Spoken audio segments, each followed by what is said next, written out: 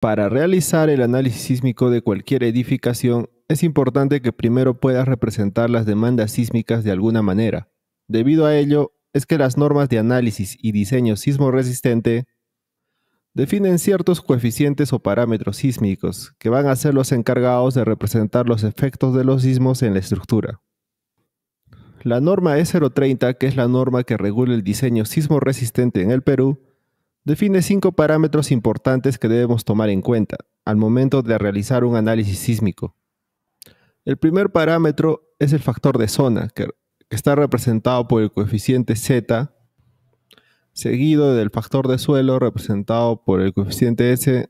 Después tenemos el factor de amplificación sísmica C, el factor de uso o importancia representado por la letra U, y finalmente tenemos el coeficiente de reducción sísmica R, ¿no? Empezaremos definiendo el factor de zona. Este factor se interpreta como la aceleración máxima horizontal en un suelo rígido, con una probabilidad de 10% de ser excedida en 50 años. Para ello, la norma ha dividido el territorio nacional en 4 zonas, de acuerdo al nivel de sismicidad que presentan. Entonces, aquí tenemos un cuadro que me indica los valores que tomará el factor de zona Z de acuerdo a sus respectivas zonas sísmicas, ¿no? Por ejemplo, para la zona 1, el factor Z va a ser de 0.10, para la zona 2, el factor va a ser 0.25, para la zona 3, 0.35, y para la zona 4, que es la zona de mayor sismicidad, se tomará un valor de 0.45. Aquí tenemos el mapa del Perú que ha sido dividido en sus 4 zonas sísmicas, ¿no? Proseguimos con el factor de suelo. El factor de suelo S representa un factor de modificación de la aceleración sísmica, que va a depender de un determinado perfil de suelo.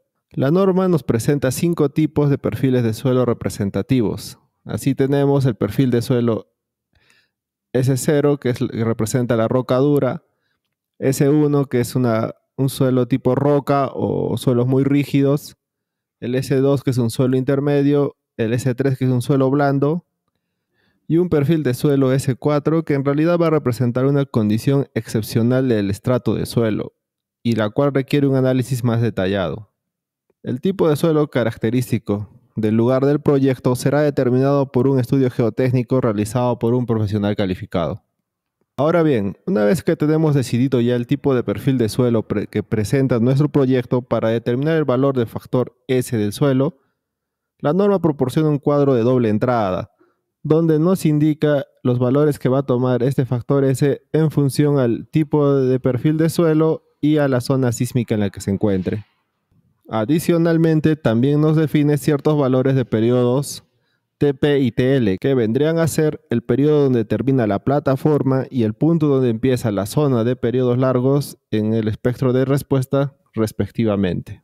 Los valores de estos periodos se van a determinar en función al tipo de perfil de suelo seleccionado y van a ser importantes al momento de determinar el coeficiente de amplificación sísmica. Factor de amplificación sísmica. Con este factor se representa la aceleración máxima que alcanzará una estructura frente a un sismo, y el valor de este factor se calculará en función a los valores de TP y TL, junto al periodo fundamental de la edificación de análisis. Tal que, si el periodo fundamental es menor a un valor TP, que vamos a sacar de este cuadro, entonces el valor de C va a ser igual a 2.5. Si el periodo fundamental de la estructura va a estar entre los valores de TP y TL, C se calcula mediante la siguiente ecuación: 2.5 por el valor de TP entre el periodo fundamental. Ahora bien, si el periodo de la estructura es mayor a un valor TL, entonces la ecuación con la que calcularíamos el factor C sería igual a 2.5 por TP por TL entre el periodo de la estructura al cuadrado. Continuemos con el factor de uso o importancia, cuyo valor va a depender de la categoría de la edificación a la que pertenece nuestro proyecto. Así, por ejemplo, para edificaciones de categoría A o esenciales, el factor de uso va a ser igual a 1.5. Para edificaciones de categoría B o importantes, el valor de U va a ser igual a 1.3. Y para edificaciones comunes o de categoría C, el factor de uso va a ser igual a 1. Ahora definamos el coeficiente de reducción sísmica. representada por la letra R. Este factor va a estar directamente relacionado con el tipo de sistema estructural que presenta nuestra edificación. La norma E030 indica que los sistemas estructurales se clasifican según los materiales usados y sistema de estructuración sismorresistente. Así tenemos que para sistemas estructurales hechos de concreto, en los sistemas de pórticos vamos a tener un R sub 0 igual a 8. En los sistemas duales el R sub 0 va a ser 7. En muros estructurales el R sub 0 va a ser igual a 6. Y en muros de ductilidad limitada, el R sub 0 va a ser igual a 4. Y para sistemas estructurales hechos de albañilería, ya sea albañilería armada o confinada, el R sub 0 que vamos a tomar va a ser igual a 3. Este valor R sub 0 va a estar intrínsecamente relacionado con el grado de ductilidad que tenga el sistema estructural, ¿no? Entre más dúctil sea el sistema estructural escogido, mayor valor de R va a presentar, ¿no? Entonces ahora deberíamos definir este valor R sub 0 como el coeficiente de reducción sísmica básica. Para nosotros poder determinar el valor real del coeficiente de reducción sísmica R, debemos multiplicar este coeficiente R sub 0 por factores de modificación que representen la irregularidad de la edificación tanto en planta como en altura, ¿no? Definiríamos que el valor del coeficiente de reducción sísmica va a ser igual a un factor de irregularidad por altura, por un factor de irregularidad por planta, por el valor del coeficiente de reducción sísmica básico, ¿no? Que va a depender del tipo de sistema estructural. Entonces, ahora que hemos revisado los parámetros sísmicos normativos y sus respectivas definiciones, ¿en qué circunstancias nos serían útiles, ¿no? ¿Cuándo podríamos utilizarlos? Pues bien, estos parámetros se emplean para determinar la cortante de la base del edificio, cuando se realice un análisis estático de fuerzas equivalentes o al momento de construir un espectro de respuesta cuando realicemos un análisis modal espectral. Entonces, podríamos definir que cuando se realiza un análisis estático o de fuerzas equivalentes, lo que se busca es representar las solicitaciones sísmicas como un conjunto de fuerzas laterales aplicados en los centros de gravedad de cada nivel. Por ejemplo, aquí tenemos nuestra edificación. Y lo que debemos hacer es poder representar las demandas sísmicas mediante un equivalente de fuerzas en cada piso. Tal que, producto de estas fuerzas sísmicas, la edificación va a experimentar un cortante en la base.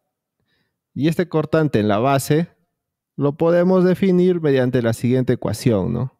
Donde nos indica que la cortante basal va a estar en función de los parámetros sísmicos por el valor de un peso sísmico, ¿no? Entonces, sí tenemos que esta cortante basal va a depender del factor de zona, el factor de uso, el factor de amplificación sísmica, el factor de suelo, el coeficiente de reducción sísmica y finalmente vamos a tener que obtener también el peso sísmico de la edificación. Ahora bien, estos parámetros también nos van a servir al momento de realizar un análisis modal espectral, puesto que los factores son importantes para la construcción de un espectro de pseudoaceleraciones, ¿no? Entonces, cuando nosotros realicemos un análisis dinámico modal espectral, vamos a tener que definir un espectro de pseudoaceleraciones y este espectro de pseudoaceleraciones se va a construir en base a la siguiente ecuación, ¿no? Donde la pseudoaceleración va a estar en función de los parámetros sísmicos por un valor de la gravedad, ¿no? Tanto el análisis estático de fuerzas equivalentes como el análisis dinámico modal espectral son métodos de análisis sísmico considerados por la norma y requieren una explicación más extensa, ¿no? Por eso estaré profundizando más sobre estos métodos de análisis en futuros videos.